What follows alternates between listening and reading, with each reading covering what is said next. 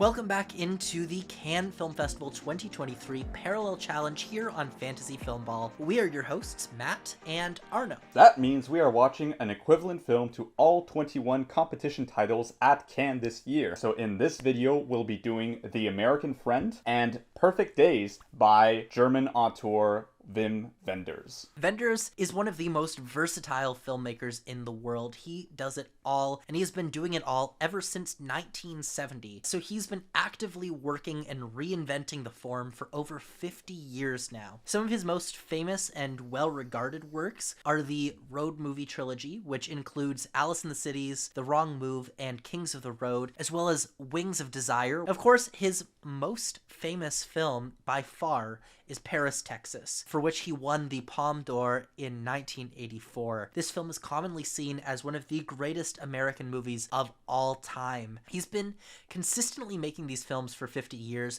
but since 2000, he's been working a lot in the documentary form and has actually been nominated 3 times for the Oscar for Best Documentary. Today, we're going to be discussing his 1977 film noir thriller, The American Friend. So The American Friend follows a German picture framer played by Bruno Ganz, who is identified by Tom Ripley, played by Dennis Hopper, as a potential accomplice for his shady business practices. The picture framer gets worse and worse news about his deteriorating health. He finds the hitman job that Tom offers him more and more appealing as a way for his family to get money before his eventual death. This film is very clearly inspired by Hollywood film noirs, as you alluded to earlier, but it is made by Wenders, a man who views America from a European distance and who is more interested in seeing how the mythical America meets with Europe, a Europe that is still being rebuilt. It's very interesting watching this after just having watched The Talented Mr. Ripley just a few months ago for the very first time. It's hard to believe that this is the same character. It seems like Patricia Highsmith just threw every crime at the wall in all of these different books. It's kind of hard to believe that the same character from that is this one. Now, overall, I felt mixed on a lot of this film. I wasn't fully loving the noir elements, although I found the exploration of American culture through the lens of a West German filmmaker to be fascinating, as I found it in Paris, Texas. But I really think that the glue of this film is the genuine friendship between the characters of Tom and Jonathan. It starts off as spite and a bit of hatred and jealousy and anger, but gradually it's really interesting to see just how much Tom, the hardened criminal, ends up needing this other character, feeling like he's truly made a friend. It's a relationship that is very interesting to follow as it develops. It's a bit of a toxic friendship, but it's one that is maybe a little bit more genuine, as if the characters kind of need each other more than they realize. I haven't seen a lot of Wim Wenders' earlier works yet, but I absolutely love Paris, Texas. But what stands out to me at first is the craft of this film. I think this is the most beautiful looking film of our parallel lineup. The colors, the way cities are filmed, the scenes in the metros, whether it's the Berlin metro or the Paris metro, the camera work from angles you wouldn't even think of, the movements, incredibly original and impressive way of filming a noir. I actually don't know if I would compare it most to film noir. I think it's actually more inspired by the current, at the time, Alan J. Pakula / Francis Ford Coppola style of political thrillers, thinking The Conversation, All the President's Men. That sort of film is really where this feels like it's drawing a lot of inspiration from, although this is not a political thriller, it's just a thriller. I actually thought the most striking visuals in this were when we got out into open spaces. The most visually stunning part of the film was the end on the beach, in my opinion, when we see this open space. I think Wim Wenders is really, really talented at using that horizon. That's what I felt in Paris, Texas, and that's absolutely what I felt here too. I really think that he's incredible at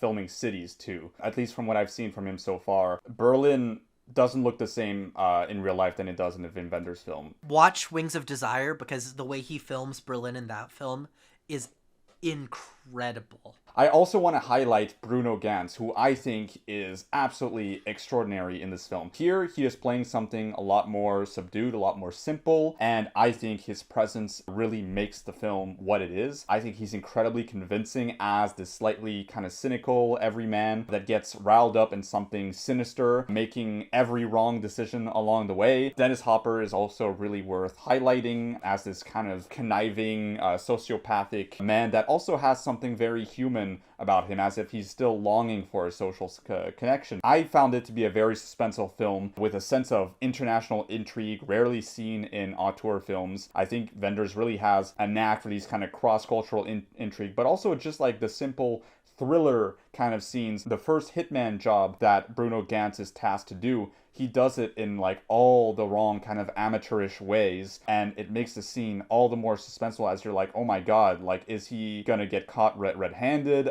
Is he gonna get out of this? Very, very interesting to follow. I think the most suspenseful scene in the film was the train scene, with him going into the bathroom and forgetting to lock the door as he puts the silencer on the pistol and someone opens the door. That's a great scene. But ultimately, I don't think I found it that suspenseful for the most part. It took me until about halfway through to really get into the characters. I also think I found the script to be a bit contrived at times, especially in the dialogue scenes. But one thing I will say about the dialogue that I really liked was how the film used language and cultural barriers, with characters jumping across both. A lot of dialogue scenes taking place both in English and in German, I thought was very, very interesting in how they approached that. And I have to say, you already kind of alluded to it, but the ending is very powerful and very visually striking. I feel like I'm still processing it. It left me really shocked. I actually think the ending of the film warmed me up to the whole movie. Overall, it really blew me away with Dennis Hopper's portrayal of this lonely sociopath who desperately wants connection, and